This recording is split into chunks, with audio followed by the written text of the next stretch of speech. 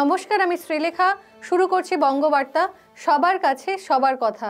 এখন এক নজরে রাজ্যবার্তা। আজ এসএসসির 26,000 চাকরি বাতিল মামলার শুনানি রয়েছে সুপ্রিম কোর্টে। প্রধান বিচারপতির ডিভিশন বেঞ্চে হতে পারে শুনানি।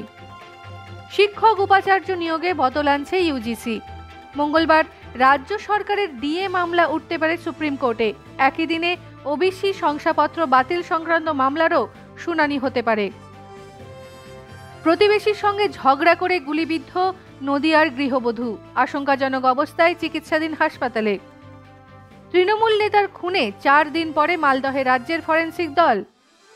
7.1 মাত্রার ভূমিকম্প তিব্বতে, আধা ঘন্টার মধ্যেই আরও 2টি কম্পন, কাঁপল কলকাতাও। এখন রাজ্য ছেড়ে দেশের বার্তা। রাজধানীর ভোটার তালিকা আজ প্রকাশ করল দিল্লি নির্বাচন কমিশন। খসড়া তালিকার তুলনায় চূড়ান্ত তালিকায় ভোটার বেড়েছে 1.09%। আদালত নিঃশর্তে মুক্তি দিয়েছে আন্দোলন চালিয়ে যাব, ছাড়া পেয়েই ঘোষণা প্রশান্ত কিশোরের। আইআইএমের হোস্টেলের 3 তলা থেকে পড়ে মৃত্যু ছাত্রের, জন্মদিনের কেক কেটে ঘরে ফিরে বিপত্তি। অসমে হু হু করে জল ঢুকছে, অবৈধ ইঁদুর গর্ত খনিতে আটকে 18 জন শ্রমিক। শুরু হলো উদ্ধার কার্য। দেশে আক্রান্ত 4, ভাইরাস নিয়ে নির্দেশিকা জারি করল কর্ণাটক সরকার। ফিরছে মাস্ক, স্যানিটাইজার।